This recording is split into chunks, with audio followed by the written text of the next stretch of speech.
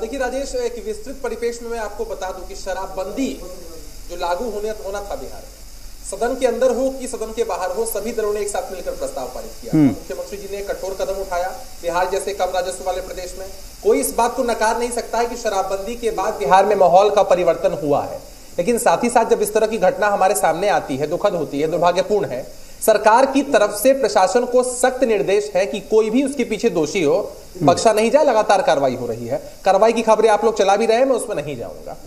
अब जरा ये समझ लीजिए कि लोग राजनीति इस पर क्यों कर रहे हैं। सरकार की मंशा स्पष्ट है कि अगर किसी ने गलती की है, चाहे वो प्रशासन के अंदर हो, पुलिस के अंदर हो या कोई अन्य व्यक्ति भी हो, तो उस पर कार्रवाई होनी चाहिए। लेकिन शराबबंदी को कंट्रोल करने की जिम्मेदारी विशेषकर दो विभागों के पास है। एक एक्साइज डिपार्टमेंट, दूसरा क्या है, पुलिसिया विभाग। पुलिस विभाग से आज तक 229 से ज्यादा लोगों का निलंबन हो चुका है। एक्साइज डिपार्टमेंट से 8 से ज्यादा लोगों का निलंबन हो चुका है। न जाने कितने लोगों पर विभागीय कार्रवाई भी चल रही है जिनकी भी संलिप्तता इस तरह के मामले में पाई जाती है। अब जरा आप ये सोचिए कि हमारे सामने दो विपक्षी पार्टियां हैं, जो दो विपक्षी पार्टियां इस मुद्दे को भजाना चाहती हैं। देखिए, सबने एक सर्वसम्मति से प्रस्ताव पारित किया। जो लोग कहते हैं कि भाई जहरीली शराब का मुद्दा इस तरह से है, आप ये समझिए कि शराबबंदी हुई तो 2017 के बाद ड्रंक एंड ड्राइविंग का जो केस है जिसकी वजह से कोई मौत हो जाए वो रजिस्टर नहीं हुआ। 2010 से लेकर 14 तक 7304 लोगों ने अपनी जान गंवा दी थी। वहां बिहार को एक बेनिफिट मिला कि लोग इस तरह से नहीं काल के गाल में समा रहे थे।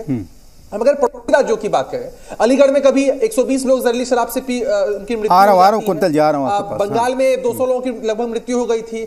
उड़ीसा में लोगों की मृत्यु हो गई थी। बिहार में अभी तक 128 लोग इस पूरे कार्यकाल में उनकी मृत्यु हुई है जहरीली शराब की वजह से। तो सरकार की मंशा पर ये लोग सवाल उठाते हैं। आप जरा सोचिए। अभिषेक जी एक सवाल मेरा सुन लीजिए। आप अभिषेक, मेरा एक सवाल सुन लीजिए।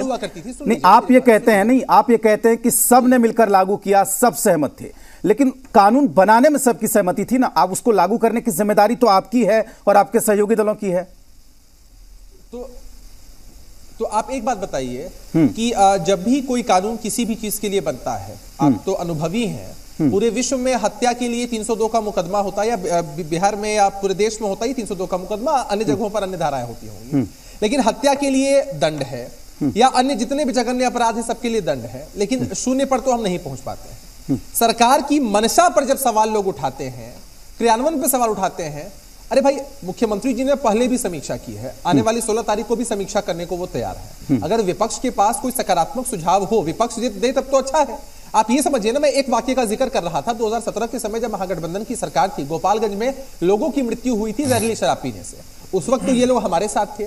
उस वक्त तो इन लोगों ने कुछ विरोध नहीं किया, लेकिन विरोध करने के लिए विरोध करना है, ये तो इनकी मानसिकता हो सकती है। देखिए, मैंने तो शुरू में ही आपको कहा कि विपक्ष के लोग अपनी मरी हुई राजनीति को जिंदा करने के लिए किसी भी मुद्दे को तीसरे नंबर पे पार्टी है। अरे 20 में 0 ताली कप्तान को तो गाली किसको। अरे लोकसभा में कितना सदस्य है आपका? 20 में 0 ही है ना। लोकसभा में 0 हुए तो तेजस्वी जी नहीं थे, 0 थे ना आप लोग।